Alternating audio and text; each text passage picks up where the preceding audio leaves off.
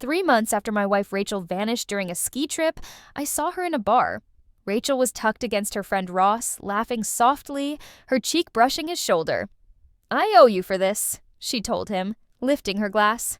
I almost forgot what it felt like to breathe again. Her friends clinked their drinks with hers, teasing her about when she planned to dramatically return. Rachel hummed, her gaze unfocused. Maybe next week, once he's tearing the city apart looking for me, then I'll show up. I stood near the back of the room, hidden by the dim lighting, watching her enjoy a life I didn't even know existed. With a steady hand, I pulled up my phone and made a call to a friend at the Vital Records office. "I need you to start the process to have Rachel declared dead." "You're stopping the search?" he asked slowly.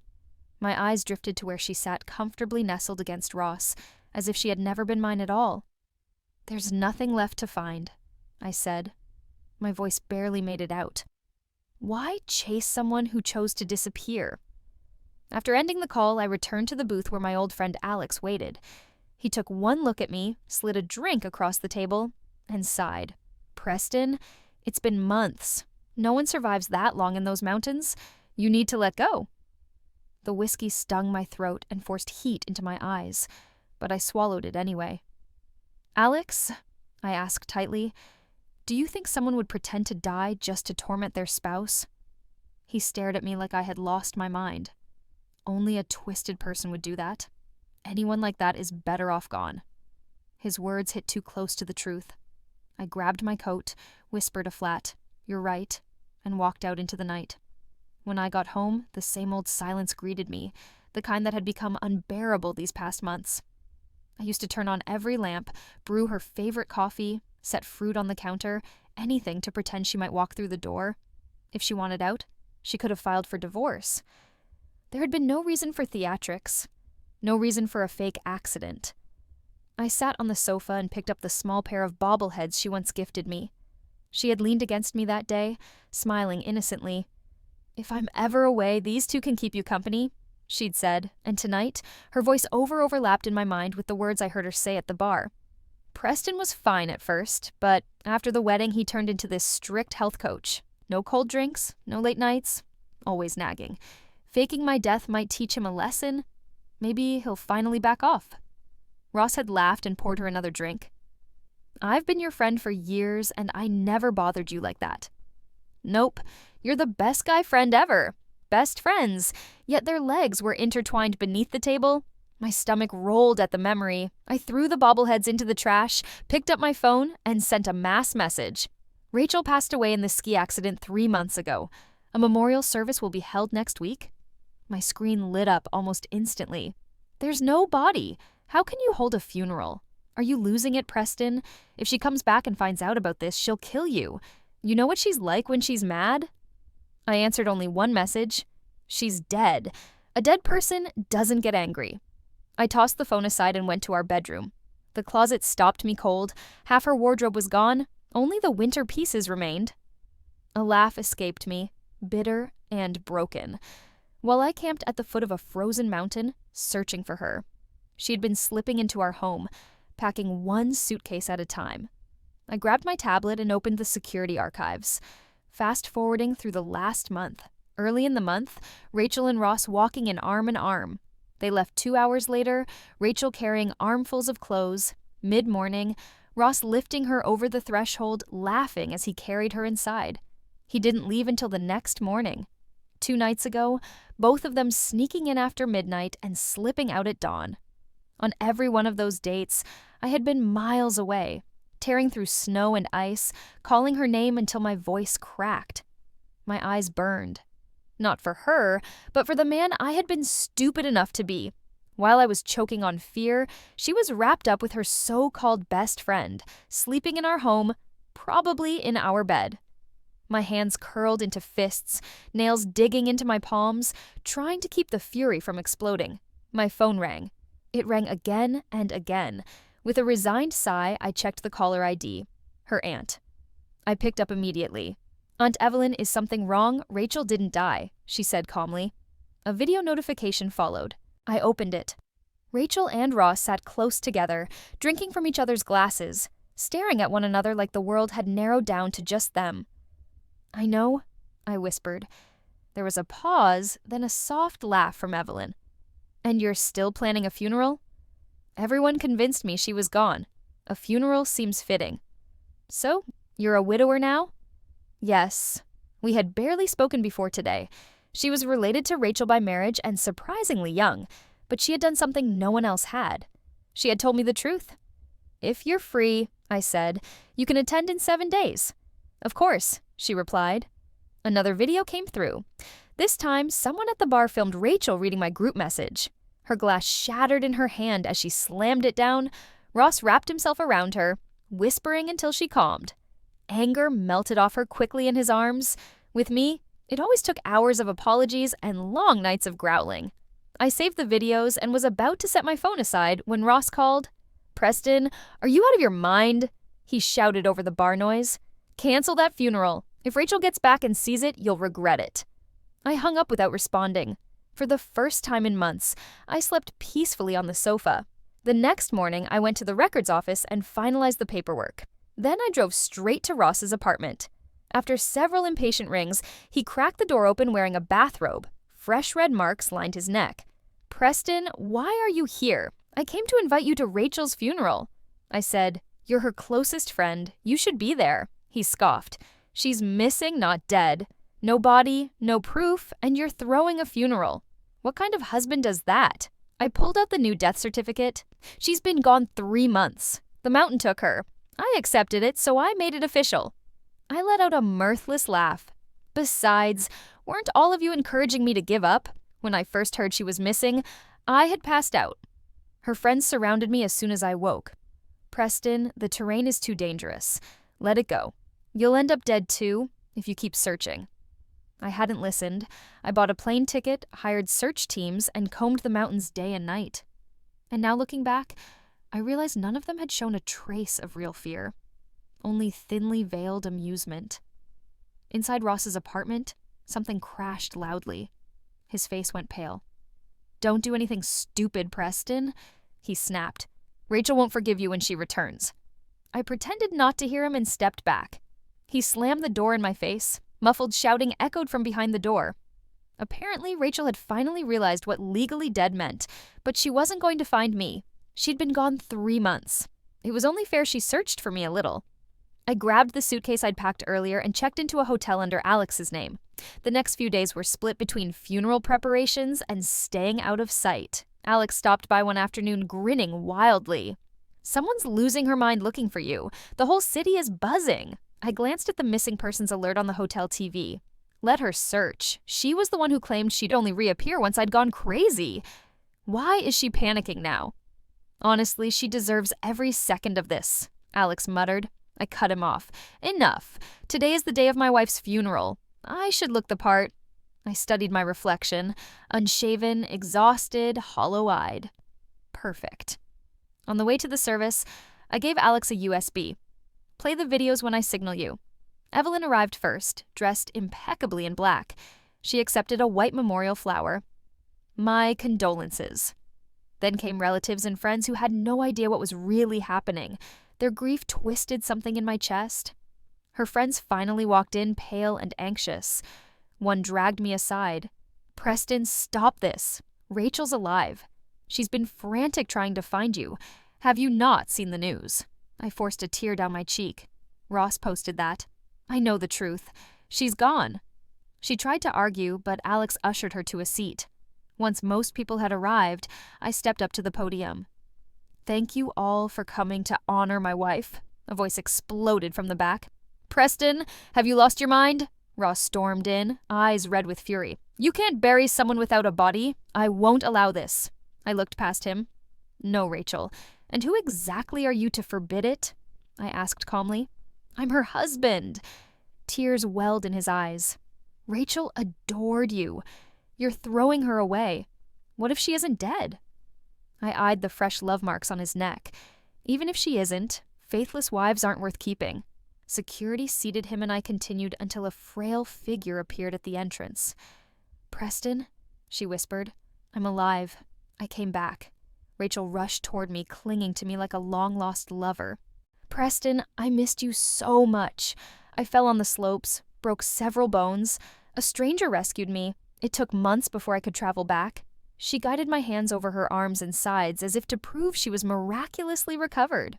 I simply watched her, expression empty. When her confidence began to falter, I laughed softly. Is the performance over? Was the generous stranger who saved you named Ross? Her face cracked. I don't know what you mean. You took a damn of 3 months break. I slapped her hard. You stayed for months. Why show up early? Weren't you waiting for me to go insane searching for you? She stiffened. How did you find out? Oh, I know plenty. I gestured to the screen behind me. Instead of memorial photos, the videos began playing. Her and Ross at the bar pressed together, the security footage of them slipping in and out of my home, and finally, the clip I filmed outside Ross's apartment. Rachel's face drained of color. How did you get these? Who betrayed me? She hissed. Her gaze jumped from one person to another, searching for a scapegoat. She turned back to me, desperate again. These are fake, Preston. Someone fabricated them. I will never hurt you. Look, I even brought you a charm from my trip. She pulled out a small talisman. Alex zoomed in on the screen to show the same charm hanging on Ross's neck. The room fell silent. I let out a humorless laugh. You're still trying to talk your way out of this. I saw some of it myself. Is this what you wanted, Rachel? She clung to her old excuse. Ross and I are just friends. Friends, yes, I said dryly. The kind you sleep with. Her composure shattered. You knew I was alive and still declared me dead on purpose, didn't you? Yes, I said plainly. Now about your identity. You want it back? Then you get 2 choices. I handed her divorce papers. Sign and you return to the world, refuse and stay legally dead. She skimmed the asset division, then flung the papers to the floor. Why should I leave with nothing? Rachel's cheeks were flushed, her eyes rimmed red. She looked dangerous, but watching her now made only one thought surface. Pathetic. She'd exhausted every card and still tried to bargain. I gave a cold laugh. Right now, you're a legal ghost and you cheated. She blinked, then let out a brutal laugh.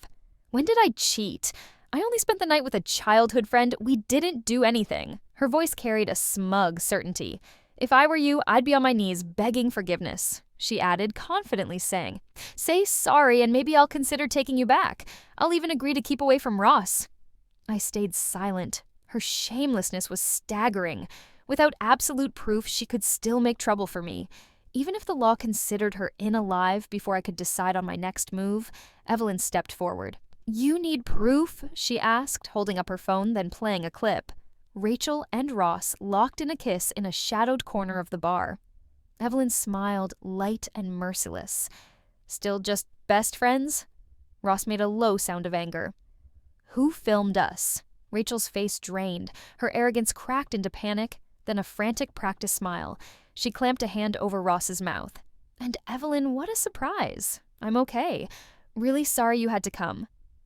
I was the one who told Preston you weren't dead, Evelyn said evenly. Rachel's smile strained. Is that so? I'm sorry for scaring him. It won't happen again. Evelyn didn't worry with him. She bent, picked up the divorce papers off the floor, produced a pen, and pressed it into Rachel's hand. Sign. Rachel froze. Auntie, we're not blood. Drop the formality. Sign, or the family cuts you off. Panic finally hit. She stopped bargaining, snatched the pen, and scribbled her name. I exhaled without knowing I'd been holding my breath, gathered the signed pages, and slid them into my backpack. I opened my mouth to thank Evelyn, but her look stopped me. I'll come with you to get her status reinstated. Then we'll file the divorce, she said. I blinked, ready to refuse. Don't be hasty, she warned. If I'm not there, she might change her mind. I thought for a beat, then nodded. All right. After seeing the other guests out, I didn't mind Ross insisting on staying near Rachel. Evelyn drove us to the records office. The clerk beamed when he saw us back so soon. We found her. We're restoring her identity. Evelyn said, I knew you would. Congratulations. I stayed quiet. As we left, Rachel called after me, voice soft. Preston, I really do love you. That night at Ross's, I was drunk. I thought it was you. I turned, my words cold as ice. Don't say vile things to me. Outside, I tried to flag a cab. Evelyn pulled up beside me. Where are you headed? I'll drive you. I looked straight at her. Miss Vance, I am divorced now. And so, we're strangers. No reason to keep contact. She slid her sunglasses down and let her gaze focus on me. Almond eyes sharp and calculated. Her face was striking like a little feline. Mr. Miller, I helped you get what you wanted. It would be rude to burn the bridge already. I kept my guard up. She changed tack, practical and smooth. Let's talk business. The company now in my control would welcome a partner like you. Her offer made me sit up. The Vance enterprise was massive. A formal partnership could be huge. I opened the passenger door and climbed in. Why would you be comfortable partnering only now that the company is mine? I asked. She glanced at me, lips curving. I know the limits of my adopted niece. She can manage small sums, but big deals need someone like you. She didn't finish the sentence, but I knew the implication. In the years Rachel and I ran the business, her value was often the Vance name while I closed the real deals. The contract's on my lap, she said. I hesitated, then reached and grabbed the folder from her thigh. The terms were astonishingly generous, almost to her detriment. Miss Vance, what do you expect in return? I asked. Her hands stayed on the wheel. I want you to oversee this project personally. I blinked. Naturally, I would manage it. She produced a pen and I signed before I could overthink it. To celebrate, let's have dinner, she offered. There was little reason to decline. She pulled up to a hot pot place. I froze at the name. She nudged me. Don't you like hot pot? I haven't had it in 4 years, I admitted. Rachel couldn't eat spicy food, so I'd avoided hot pot during our marriage. We ordered freely, shared plans, and by the time we finished, night had fallen. Evelyn insisted on driving me home. At my gate, I spotted a familiar, unwelcome figure huddled on the steps, shivering. Rachel brightened when she saw me. I raised an eyebrow, wary of an X scene. Rachel, why are you at my house? She leapt up, clinging to my hand, rubbing her cold fingers against my palm. Aren't you freezing? You should wear more. It pains me to see you like this. My stomach flipped, the hot pot's warmth threatening to fight its way back. I pulled my hand away. What are you doing here? Her eyes filled. I'm worried about you, Preston. What will you do without me? I can bring you a coat. Warm your hands. Without me, who will take care of you? Let's get back together, okay? I really do love you. Her eyes looked sincere, the way they used to. There was a time when her small kindnesses felt like proof of an honest love. But that woman had called me clingy, staged her own disappearance, and cheated. Why should I play by your rules? I asked flatly. I'm light on purpose because I only go from home to car to office. I barely feel the cold. Why can you be kind when convenient and vanish when it suits you? Why should I accept you back just because you ask? You used to be good to me. You made me believe in you, but you're not who I thought. You're selfish, a compulsive liar who does whatever it takes. You left for 3 months selfishly. You watched others suffer, felt no remorse, and then planned to prolong the pain. Is that love? Her body shook. She had no defense. Anything else? If not, move aside. I want to go inside. She stood frozen. I reached to nudge her away, but she lunged in and hugged me fiercely. Preston, I'm so sorry. Ross and I are nothing. I'll stay away from him. Just give me one more chance. She clung as if her life depended on it. I tried to pull free, then Evelyn stepped in, her hand firm on my arm, jaw set.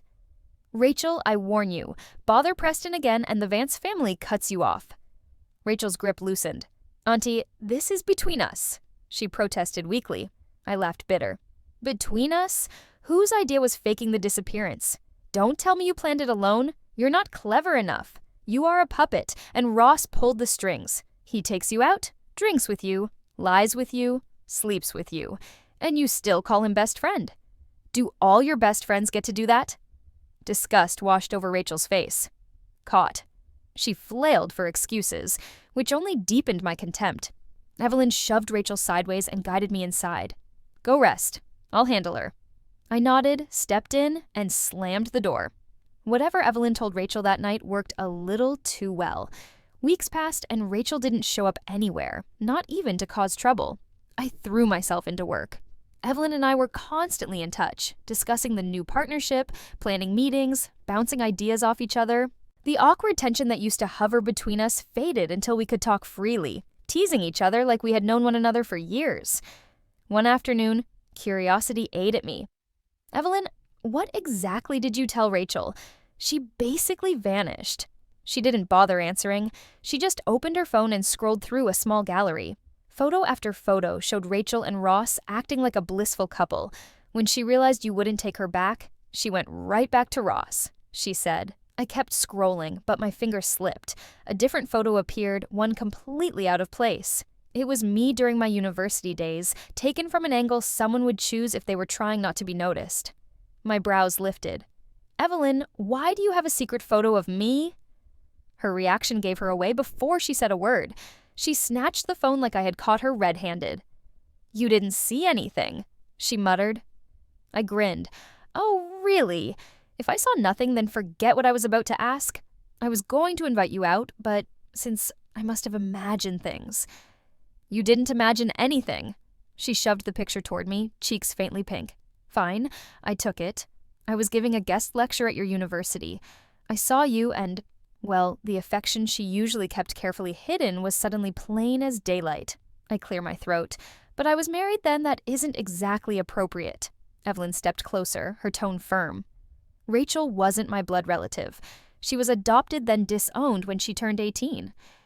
I only supported her in college because my brother asked me to before he died. That was the last tie. Hearing that, I took her hand. Then, here's my offer. A 3-month trial period. Do well, and you get a permanent contract. She brightened instantly. Great. Since we're done with work, how about hot pot? Maybe because I went without it for 4 years, I had become addicted. Evelyn was my partner in crime, always hunting down a new restaurant for us to try. We were heading out for another one of our spicy feasts when someone suddenly collapsed on my feet, sobbing. Ross. Preston, you have to help me. Rachel's missing. I can't find her anywhere. He hit his head on the pavement with each desperate plea. I stepped back, startled. Ross, stand up. Tell me what happened. He was shaking so hard I wondered if he had slept at all. She wanted to go skiing. I went with her. She disappeared in the exact same area she pretended to vanish before. I've been looking for 3 days. I'm out of money. Please help me. I pinched the bridge of my nose. Ross, has it crossed your mind that she might be pulling the same trick again? He shook his head wildly. No, she wouldn't lie to me. Evelyn folded her arms unimpressed. You're seriously going back to rescue her? I leaned close to her, whispering. I'm not rescuing her. I'm going to prove she's faking it again. Join me if you want. She bought 3 plane tickets within minutes. I'm coming. I contacted the same search and rescue team that had dealt with her stunt the first time. The leader recognized me instantly. Mr. Miller, she's not missing. After 3 days in that terrain, if she were really out there. He trailed off with a grim look. I waved off his concern. Just do a sweep. I'll pay the full fee. They searched half-heartedly for days, exactly as I told them to. Not a trace, not one hair. Ross was collapsing under the pressure, crying constantly, barely speaking between hiccuped sobs. Watching him broke none of the stone inside me. He had been the one who came up with the brilliant idea that tortured me for 3 months. Now he couldn't handle 3 days. On the 4th night, Rachel appeared out of nowhere. She ran straight toward me, flinging her arms around my neck. Preston, I knew you still cared. You came the second you heard I disappeared. I'm sorry for everything. It was all Ross's idea. I just wanted him to feel what you felt. I was going to hide for a few more days. But I'm glad you came. She didn't get to finish. Evelyn grabbed her by the arm and tore her off me, shoving her to the ground. Rachel, hands off my boyfriend. Rachel froze, stunned. Boyfriend? Preston is my husband. Auntie, how could you say that? Evelyn crossed her arms. You were cast out. Don't call me auntie again. Rachel shot to her feet, swinging a fist. I jumped between them on instinct. Evelyn's breath hitched, terrified I might get hit. Rachel's fist stopped inches from my cheek. Are you insane? Why would you protect her? I ignored her and turned toward the shadows. Come out. Ross stepped forward, his face stained with tears and exhaustion. Whatever love he had for Rachel had burned to ash. My voice was ice. Rachel, do you get some twisted joy out of breaking the people who care about you? You lied to Ross. You lied to me. You left everyone in agony so you could watch from afar. I stepped closer, disgust rising in me. If Ross hadn't begged me to come, I wouldn't have lifted a finger. Even if you were truly gone, I wouldn't have cared. Her lips trembled. So, you only came because of him. You didn't even worry about me. That was too much. I slapped her. You're vile. Ross might be many things, but he loved you, and this is how you repay him. I looked at Ross. Sort this mess out between the two of you. Don't involve me again. Then I took Evelyn's hand and walked away. Back at the hotel, Evelyn scolded me for stepping between her and Rachel. I apologized until she finally forgave me. Everything between us accelerated after that. Maybe because we had wasted so much time. Maybe because she moved fast by nature. But within a year, we were married. Evelyn planned everything. I just showed up when it was time for measurements and vows. At the wedding, she invited Rachel and Ross. That was when I learned the truth. After we left, Ross snapped. He shoved Rachel off a cliff. This time, the injuries were real. Multiple fractures, a lifetime in a wheelchair. Ross became her caretaker, though judging from her gone appearance, he wasn't doing a good job. Or maybe he didn't want to. They had chained each other in a cycle of misery. I stared at Rachel's useless legs for a breath too long before Evelyn hooked a finger under my chin and kissed me hard. What are you looking at? Don't make me jealous. I smiled and kissed her back. There's no one else for me. My eyes and my heart are yours.